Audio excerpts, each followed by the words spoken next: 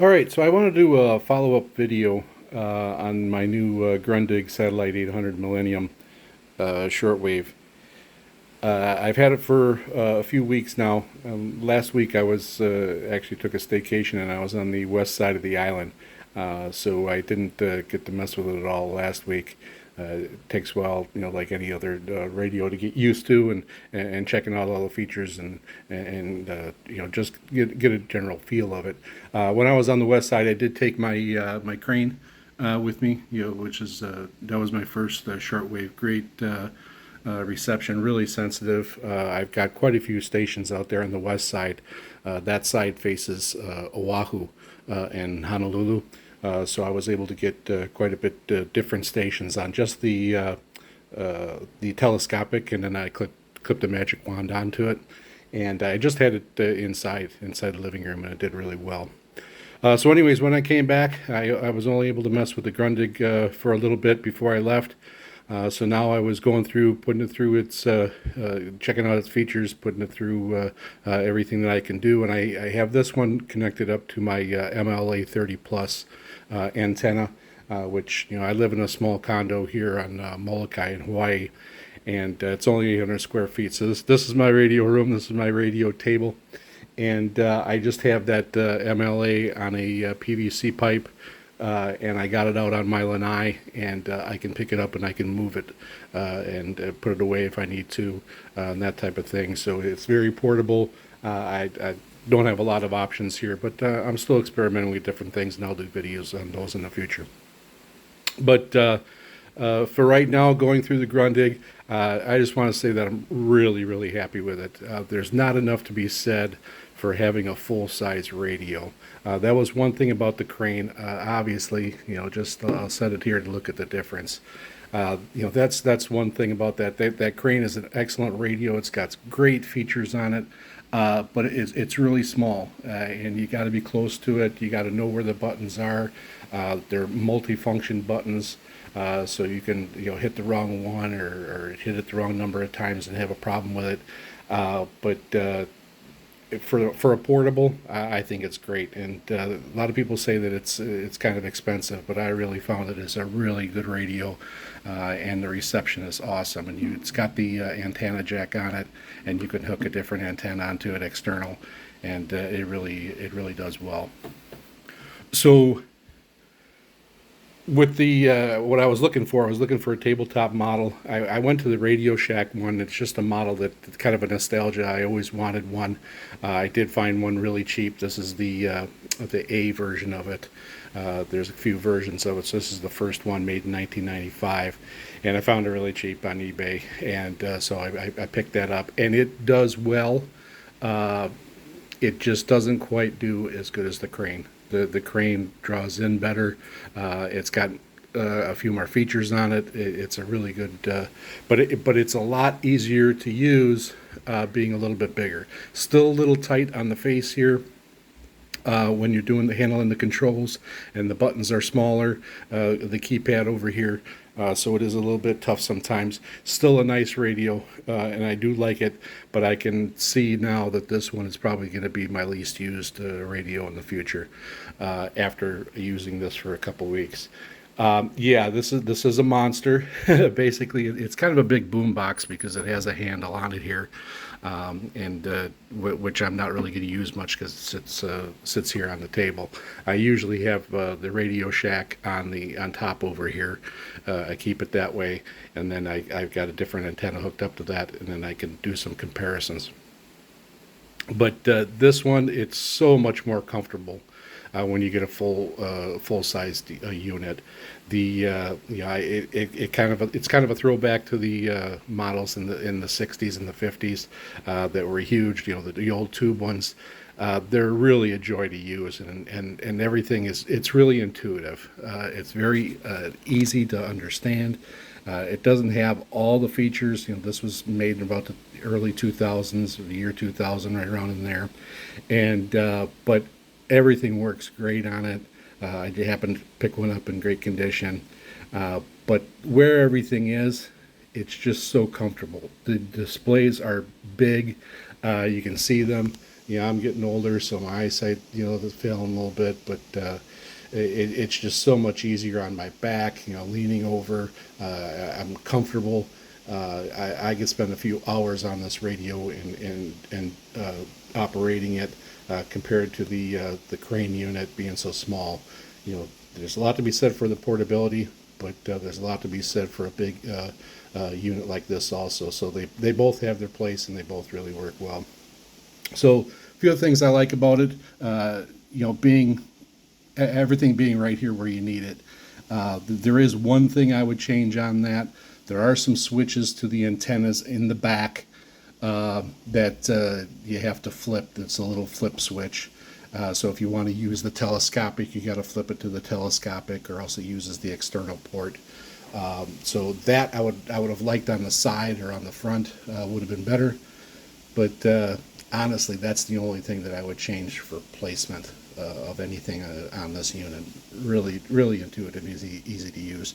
I'm not used to having some bass and treble controls, so that's really nice for AM, FM, and even when I pick up some music on the shortwave bands.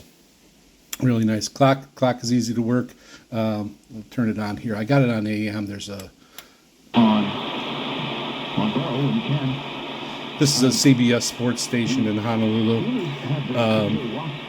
But the clock function, you just hit it, you get your, I have that set for UTC time, and then the second clock has got the L there, and that's the local time, so it's just about 9:30 in the morning here. I have set on military time. And it does have the meter, which I do focus in on a little bit during my videos. When I get a really strong signal here, it's usually about a 6 or a 7, and it's just a little bit of a gauge. It's not that important, but it is kind of nice to have, and I do like the old style. So it just adds to the look of the whole unit. It does have a timer, which I don't use. The lamp I use all the time. The nice keypad here, the nice large size, easy to use buttons.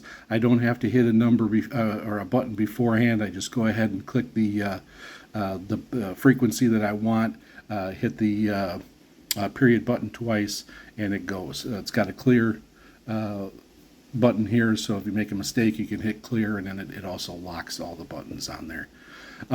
So it does have memory. So it's got banks of 10. It's got 7 banks of 10, so it'll hold 70 stations, and you can use those banks for any of the bands. So you can use them for AM, FM. Have a band of 10 for FM, have a band of 10 for AM, or 20. You have 2 bands. Whatever you want to do, you can set it up. Extremely easy to set up. But with these radios that have huge memories, I know 70 is not a lot compared to some of the units now. But you pretty much have to have it written down, and that's why I do have my notebook here. I just went ahead and I put the bands that I want to put in the memory, and so I keep it now, and so now I know. And after a while, I'll get used to that. But being able to write it down in the notebook, it does help out a lot. I also, per band, I have a sheet where I put all my frequencies that I have attained stations from. And I've been doing this for a while now, and I wasn't writing them down, and it was hard to keep track of it. I had it before. What I would do, I would go into shortwave info, and I would key in the frequency, and then I would just do a screenshot. Well, my phone was just full of all these screenshots, and I went through, I logged them down on here now, and it's amazing how many times that I took the same screenshot a few times and had it in my phone.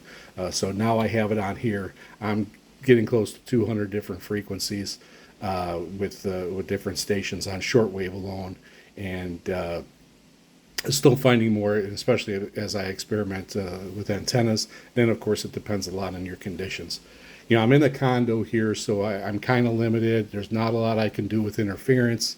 I've got this big unit. I'm not hollering that around. I did take out the crane a couple times, but it just doesn't I don't get much during the day, that's for sure. I haven't taken it out in the evening. But even around here on the table with my other antenna, I don't get many stations during the day. So it's mostly early evening, and then later into the night is when I pick up all my stations. So anyways, it's got the beep function, which you can turn on and off, which is nice here in a small condo.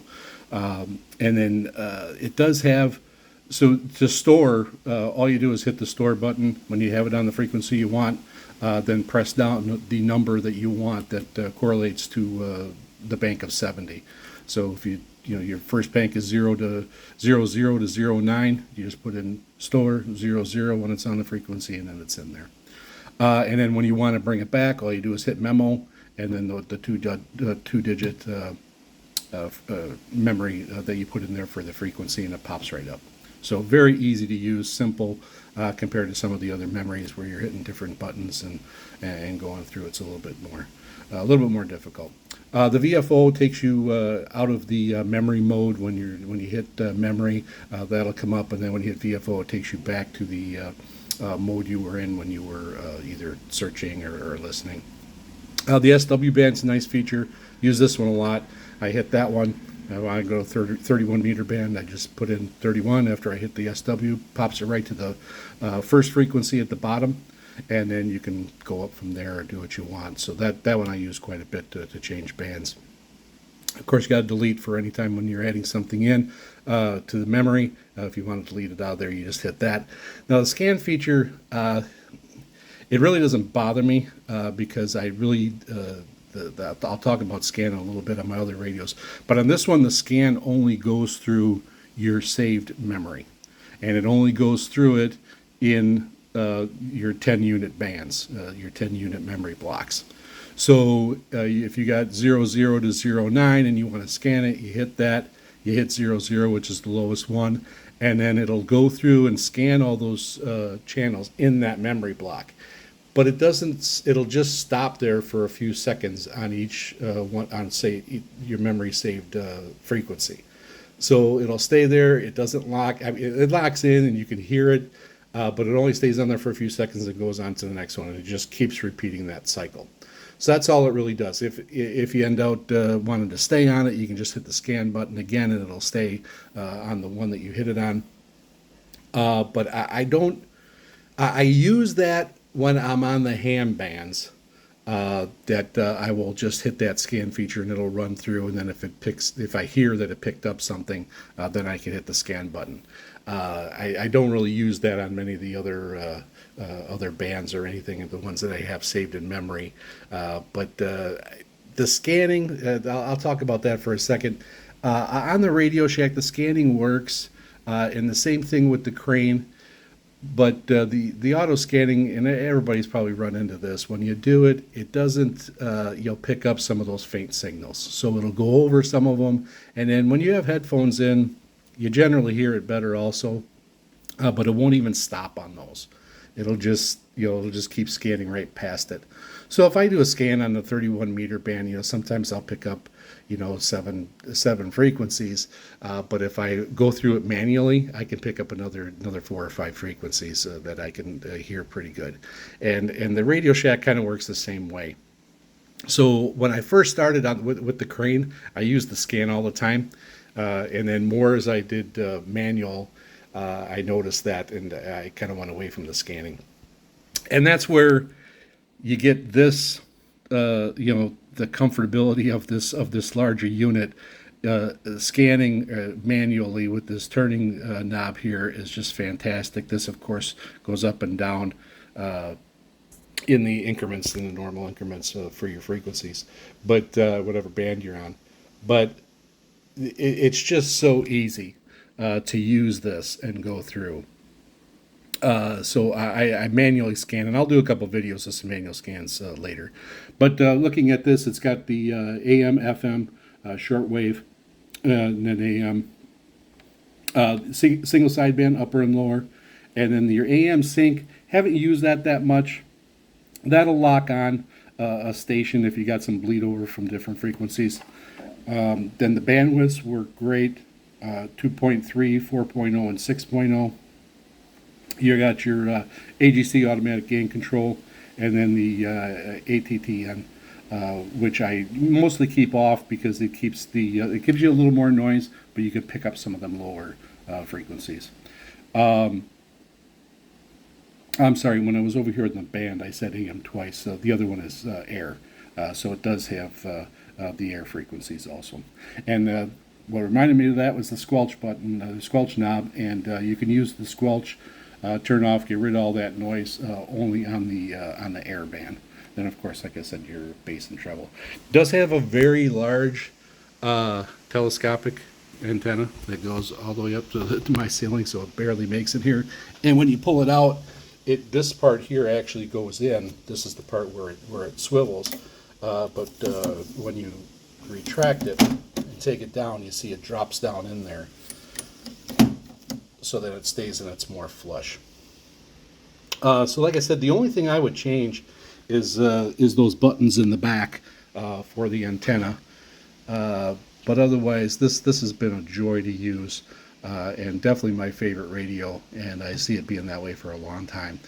Sensitivity-wise, it's right on par with the Crane. I would have to give the nod a little bit probably to the Crane in different circumstances, but it's very close. And that could just be on conditions or the antenna. I will do a video where I'll switch the antennas, and I'll show you, and you can tell for yourself. I did that between the Crane and the Radio Shack, and the Crane was definitely the clear winner. And in the future, I'll do a video with the Crane against the Satellite, but right now it's been pretty much the same. It's a really good radio, so I definitely do recommend this radio. Pick it up. The people say it's got some shortcomings. I know the early ones did have some defects and were sent in when it first came out. It just worked flawless, and this one was in really, really good condition. So keep your eye out. You never know, you might be able to get a good deal on one. If you got any questions, leave me some comments. Hit like if you like this video, and don't forget to subscribe. All right, aloha.